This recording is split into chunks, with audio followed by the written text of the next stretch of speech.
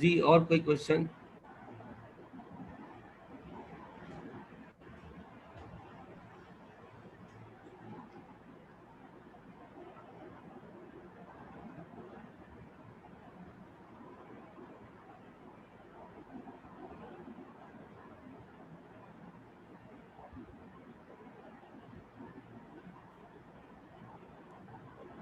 السلام علیکم. ہیلو, میری بات آواز آ آپ رہی؟ کے ٹیچر واپس آ گئے ہیں، آپ کے ٹیچر.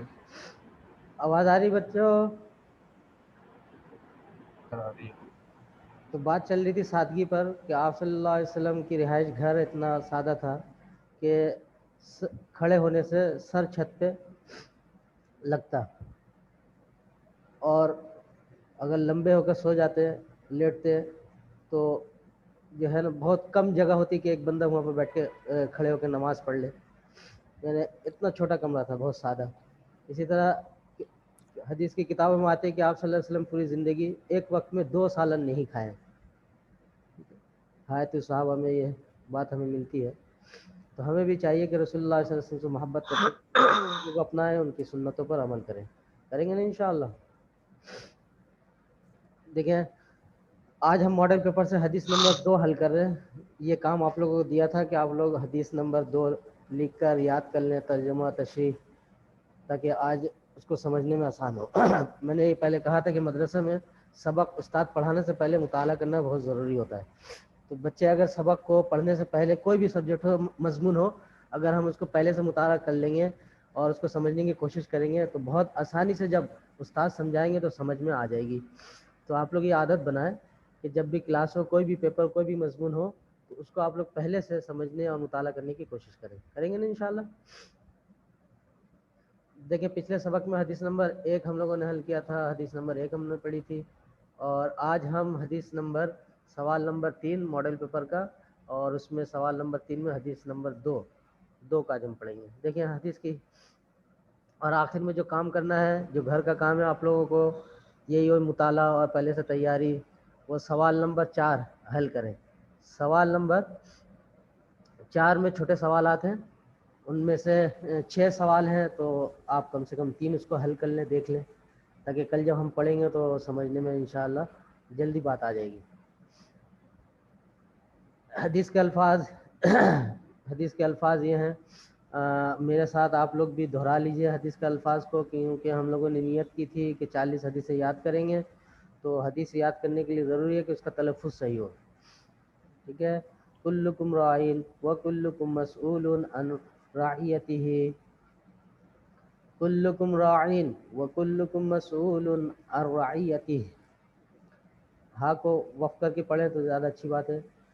اور دیکھیں کلکم راعیوں، اس کو اگر ملا کے پڑھنا چاہے قرآن میں جس طرح ہم پڑھتے ہیں تو وہ بھی صحیح ہے، لیکن توڑ توڑ کے پڑھ لیں تو زیادہ اچھی بات ہے. کلکم راعین وکلکم مسئول عن رعیتہ. کون بچہ ترجمہ کرے گا؟ جس نے مطالعہ کیا تھا. جیسے کہ پچھلے سبق میں گزشتہ کل کلاس ہوئی تھی تو میں نے اس حدیث کو پڑھنے مطالعہ کرنے کے لیے کہا تھا. تو جس نے بھی آپ مطالعہ کیا ہے، اس بات پر عمل کیا، تو وہ اس کے لیے ترجمہ کرنا آسان ہے.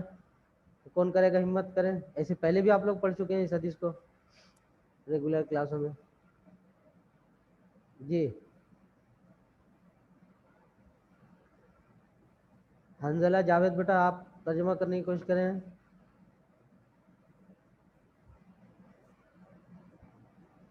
عبدالسبحان بیٹا آپ کوشش کریں. چلیں ماشاءاللہ.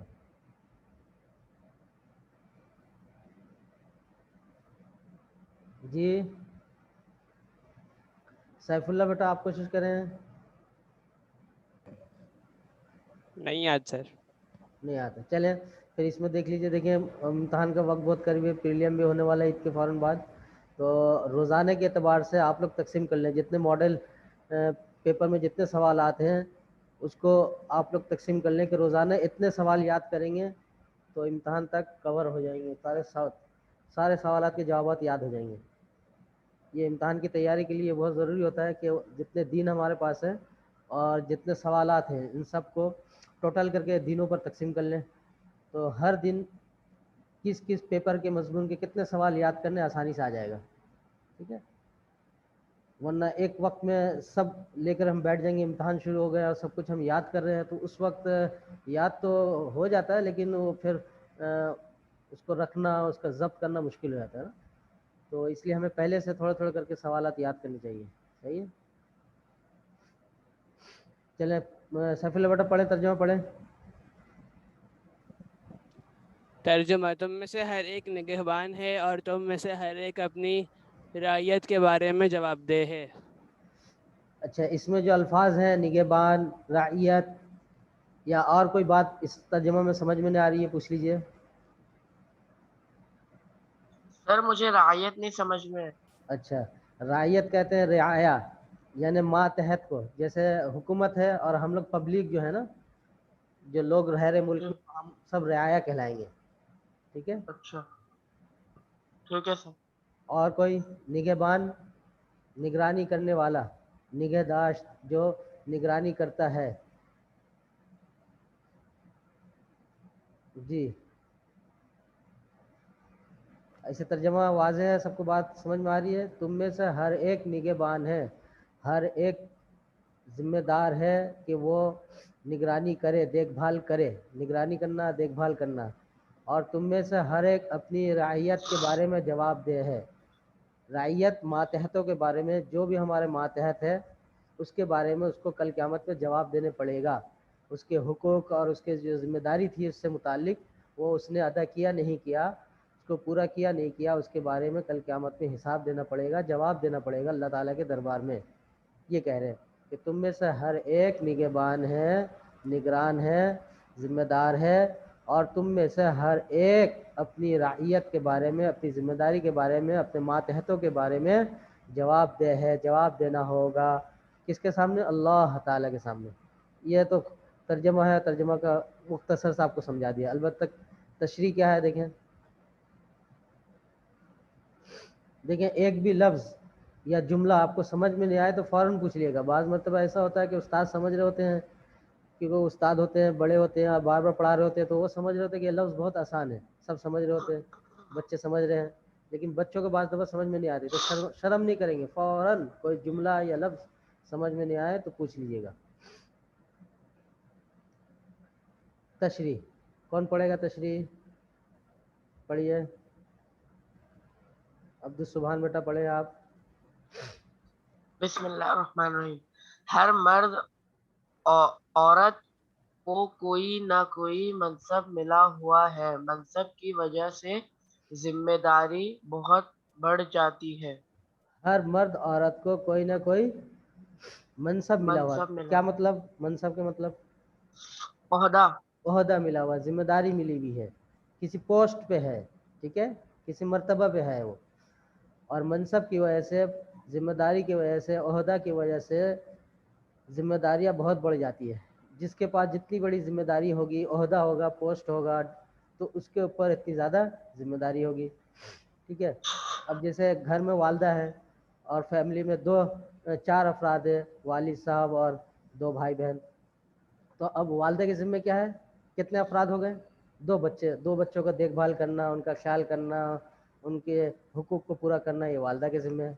اور والد صاحب کے ذمہ کتنے لوگوں کے ہیں؟ 4 لوگوں کے. دیکھیں, والدہ کے ذمہ تو 2 لوگوں کے ہیں, 2 بچوں کے ہیں, اور والد صاحب ہے تو والد صاحب چونکہ والدہ سے بڑے ذمہ داری پر فائز ہیں, تو ان کے ماتحت کتنے ہو گئے؟ کتنے لوگوں کے ذمہ داری ان کے اوپر ہے؟ 4 لوگوں کے. 3 لوگوں کے, والدہ اور 2 بچوں کے. اب اسی طرح اب گھر سے ہم نکلے, خاندان ہے, خاندان میں اس طرح ہم جتنا پھیلتے جائیں گے, اوپر کی طرف جاتے جائیں گے. اب ایک ملک ہے, ملک کا بادشاہ ہے, وزیر اعظم ہے, تو پورے ملک میں جتنے لوگ ہیں اور جتنے ماتحت ہیں, جتنے پبلک ہیں, سب کی ذمہ داری اور ان کا دیکھ بھال اس کے اوپر وزیر اعظم اور بادشاہ اور ملک کے صدر پر ہو جائے گا. تو جو جتنا بڑے عہدے پر ہوگا, منصب پر ہوگا, اس کی ذمہ داری اتنی بڑی ہوگی. ٹھیک ہے. اب جیسے ایک طالب علم اسٹوڈنٹ ہے, اس کی کیا ذمہ داری ہوگی بیٹا بتائیے؟ جیسے گھر میں والدہ ہے تو والدہ کے ذمہ تو 2, اگر بچے فیملی میں 2 افراد ہیں, 2 بچے ہیں, تو 2 بچے اس ذمہ ہوں گے. لیکن ایک اسٹوڈنٹ ہے, طالب علم ہے, پڑھ رہا ہے, اس کے ذمہ کیا ہے؟ کون بتائے گا؟ پڑھائی صحیح طرح کرے اپنی. اس کے ذمے جو کام ہے وہ اس کی ذمہ داری, اس کے بارے میں پوچھا جائے گا وہ کر رہا نہیں کر رہا. پڑھائی ذمہ داری ہے, یا والد صاحب نے یا والدہ نے روزانہ کے اعتبار سے کوئی گھر کا کام ذمہ لگایا ہے جی, تو وہ اس کو کرنا ہے، اس کے بارے میں اس سے پوچھ ہوگا، اس سے کل قیامت میں اس کو جواب دینا پڑے گا کہ آپ نے وہ ذمہ داری وہ کام کیا نہیں کیا. ٹھیک ہے بیٹا؟ اور بتائیں اور کس کو کیا سمجھ میں آ رہی بات؟ ایک طالب علم ہونے کی حیثیت سے، اسٹوڈنٹ ہونے کی حیثیت سے ہمارے ذمہ کیا کام ہو سکتا ہے، کیا ذمہ داری ہے؟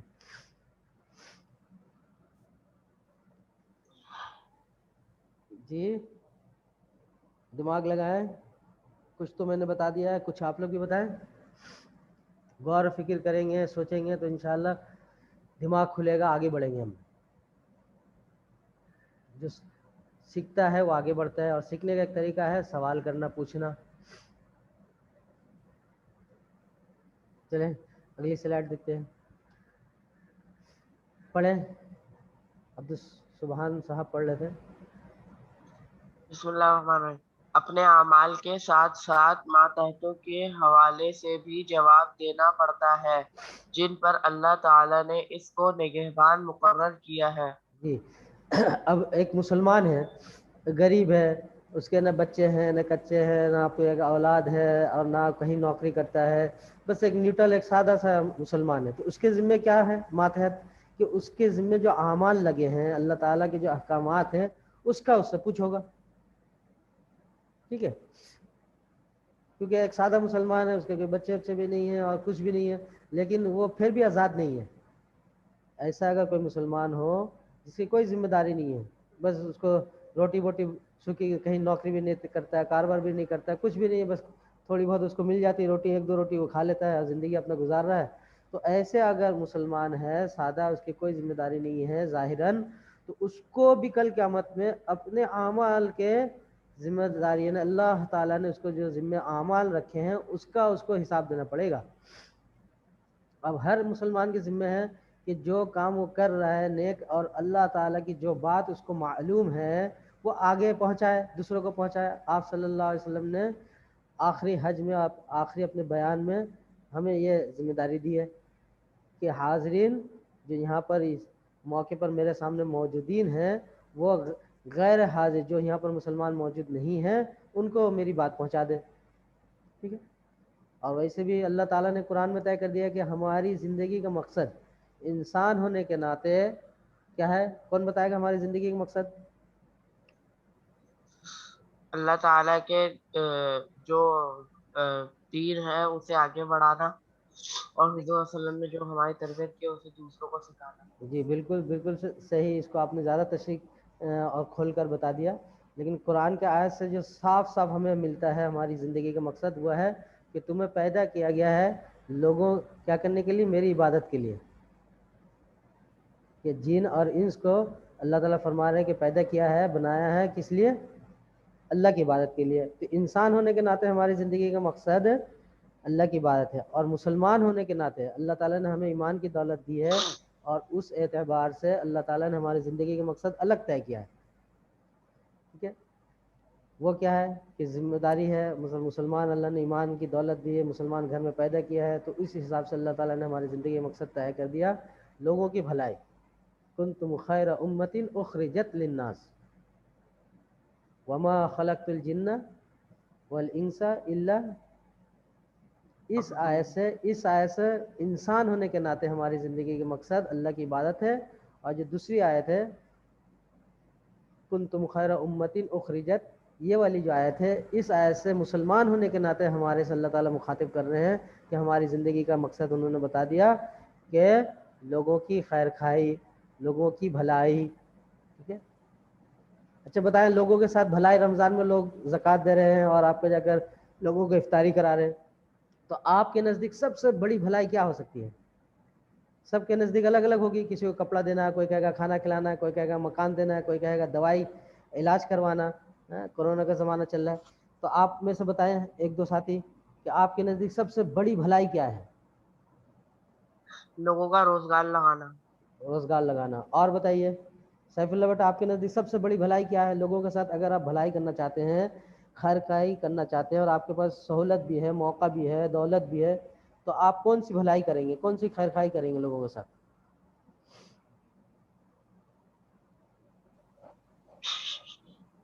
بتائیے سیف اللہ. اگر آپ کے پاس لوگ بہت جی مستحق لوگوں کی مدد کریں گے. مدد کریں گے. مجھے ایک بات سمجھ میں آتی ہے کہ دیکھیں حدیث شریف میں ہے کہ جو ایک وقت کی نماز قضا کر دیتا ہے جان بوجھ کر نہیں پڑھتا ہے تو 2,88,00,000 سال جہنم میں جلے گا اور اس کو جہنم میں قید میں رہنا پڑے گا. ٹھیک ہے, کتنے سال؟ 2,88,00,000 سال.